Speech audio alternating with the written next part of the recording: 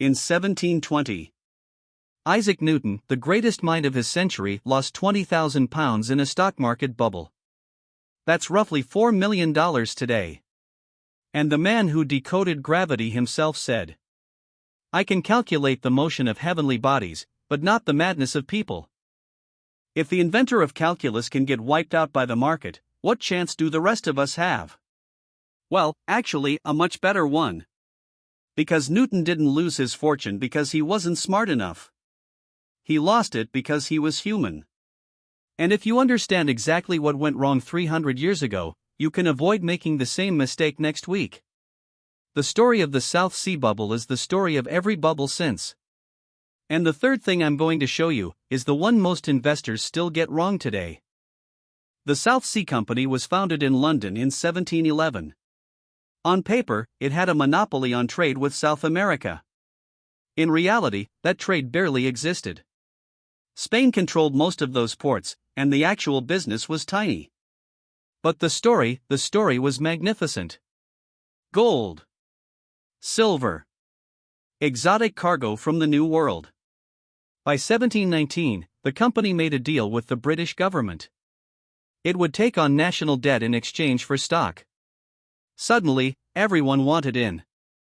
In January of 1720, shares traded around £128. By June, they hit £890. In August, £1,000. A nearly eightfold gain in 8 months. And this wasn't happening in some obscure corner of the market. This was the talk of every coffeehouse in London. Dukes, duchesses, clergymen, servants, everyone wanted a piece. Newton bought in early. He was careful. He was disciplined. And in April 1720, he sold his shares for a profit of about £7,000.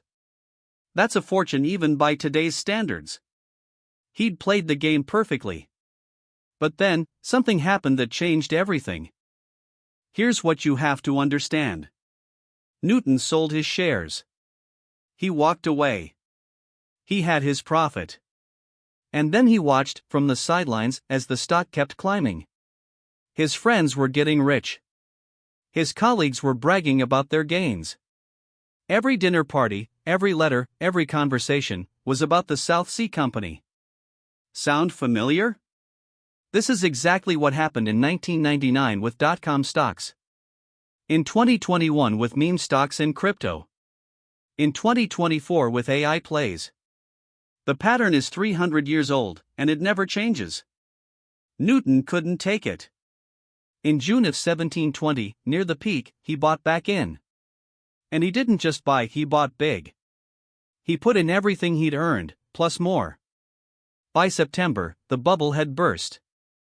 By December, shares had collapsed back to around £124, almost exactly where they started the year. Newton's £20,000 loss would be the equivalent of roughly $4 million today. He reportedly refused to let anyone speak the word South Sea in his presence for the rest of his life. Here's what most investors miss about bubbles. They don't fail because people are stupid. They fail because smart people convince themselves that this time is different. Look at the pattern. 1720 South Sea Bubble. 1840 Railway Mania. 1929 The Great Crash.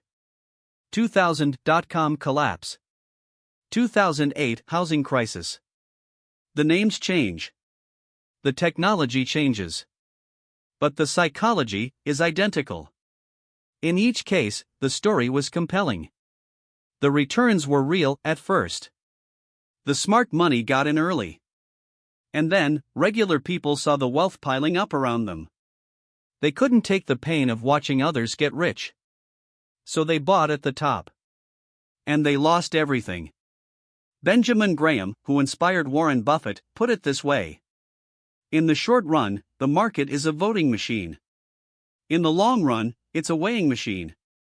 Newton got caught in the voting. So what's the lesson? It's not avoid bubbles. Everyone says that. Everyone tries. And everyone fails, because you can't identify a bubble in real time with certainty. The lesson is simpler, and much harder. It's this. Decide your rules before you need them. Buffett has a rule. He only buys companies he'd be happy to own if the stock market closed for 10 years. 10 years. That one rule would have saved Newton. Because when the market gets loud, when your friends are getting rich, when every headline screams by now, you don't have time to think clearly. Your rational mind gets hijacked by emotion. The only defense is a system you built when you were calm. Write down what you'll buy. Write down what you won't. Write down what would make you sell. Put it on paper. And when the next bubble comes, and it will read your rules instead of the headlines. Here's the truth Newton learned too late. Intelligence doesn't protect you from the madness of crowds. Only discipline does. You can be the smartest person in the room, and still lose everything if you don't know yourself. The market isn't a test of your IQ. It's a test of your temperament. And temperament is a skill you can build. One decision at a time. So here's my question for you. Have you ever bought something just because everyone else was buying it? Be honest. Drop your story in the comments, I read every single one. And if this changed the way you think about bubbles, hit subscribe. Tomorrow, we're breaking down a crash that happened in living memory and the investor who made a fortune from it. See you then.